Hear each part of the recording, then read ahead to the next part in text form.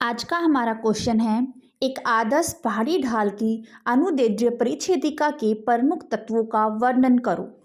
सबसे पहले हम इंट्रोडक्शन देंगे, ढाल के बारे में कुछ बताएंगे कि ढाल जो है वो भूतल पर पाई जाने वाली भू आकृतियों का प्रमुख अंग होती है। किसी भी सतह के झुकाव को वहाँ की ढाल कहते हैं। पहाड़ी क्षेत्रों में ढाल तीव्र होता है व मैदानी क्षेत्रों में ढाल मंद होता है।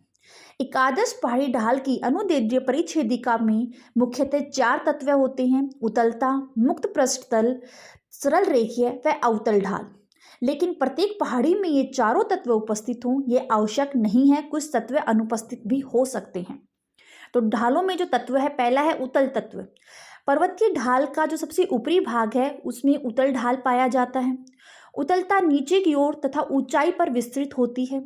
उतल ढाल के निर्माण में दो प्रक्रमों का मुख्य योगदान होता है: अपक्षय व मर्दा सर्पण।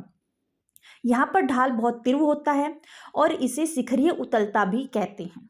डायग्राम के अंदर चारों प्रकार के तत्वों को शो किया गया है। नेक्स्ट है मुक्त पृष्ठ तत्व। उतल ढाल के नीचे दीवार के समान तीव्र ढाल होता है जिसे मुक्त पृष्ठ तत्व कहा जाता है या इसे स्कार्प भी कहते हैं। यहाँ से मलबा व अवसाद सीधे नीचे गिर करके नीचे वाली जो परत है, सरल रेखी तत्व है, वहां पर चले जाते हैं। यहाँ पर किसी भी मलबे का रुकना कठिन है, इसलिए इसे नगन निस्त्रावण ढाल भी कहा जाता है। थर्ड पॉइंट है सरल रेखीय ढाल तत्व। मुक्त पृष्ठ और अवतल ढाल के बीच में एक सरल रेखीय ढाल होता है।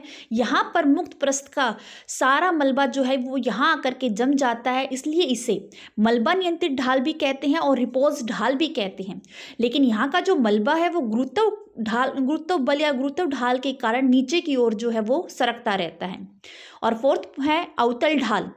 आदर्श पहाड़ी ढाल परिच्छेदिका में सबसे नीचे भाग में अवतल ढाल होता है और जैसे जैसे इस ढाल का विस्तार होता है ढाल जो है वो मंद होता जाता है और घाटी की तली में विलीन हो जाता है। इसे छीमान ढाल, अधदुलन ढाल व घाटी तलागार ढाल भी कहते हैं। Thank you for watching.